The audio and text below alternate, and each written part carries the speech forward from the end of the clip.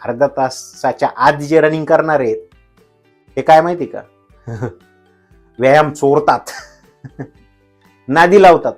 हा मी व्यायाम केला, बायकोला, मुलांना, सगळं दुसऱ्यांना नादी लावू नका आणि स्वतःलाही नादी लावू नका.